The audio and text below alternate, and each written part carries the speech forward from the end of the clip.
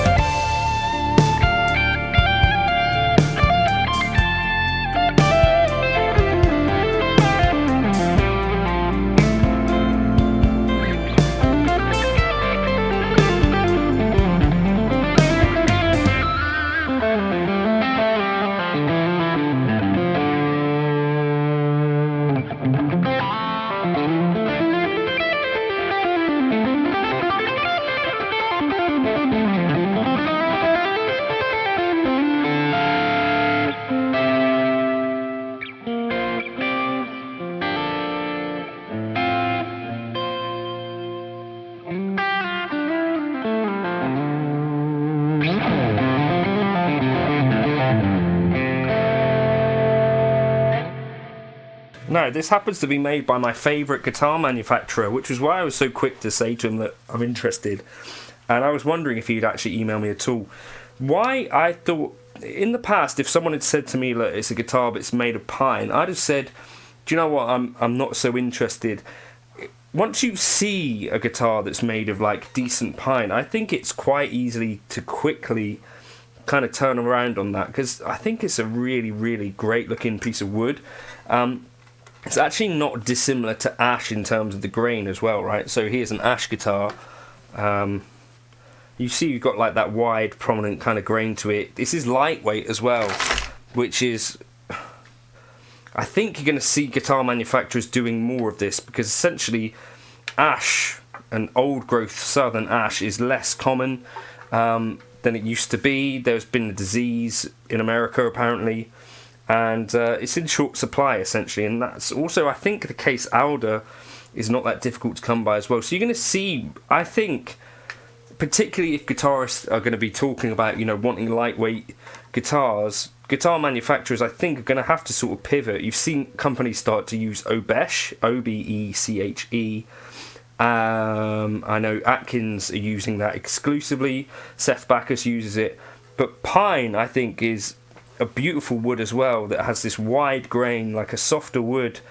And actually, at this point, I played Charlie Allen's Novo, which was totally the thing that made me think, well, that's actually a great piece of wood.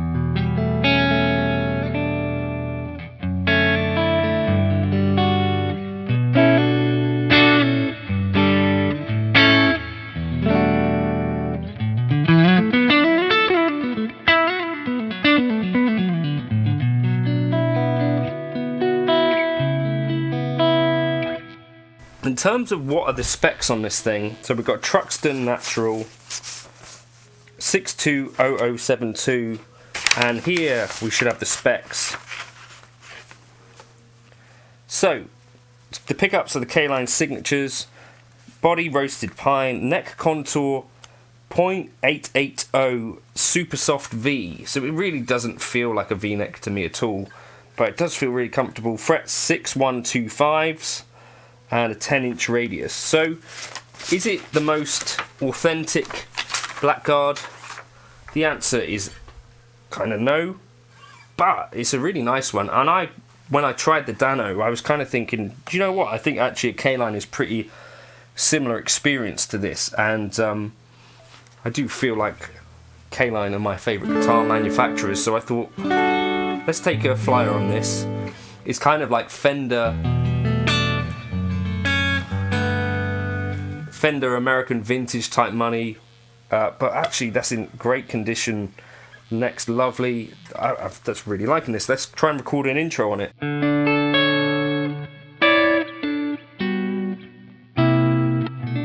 I actually prefer it to my blue telly as well.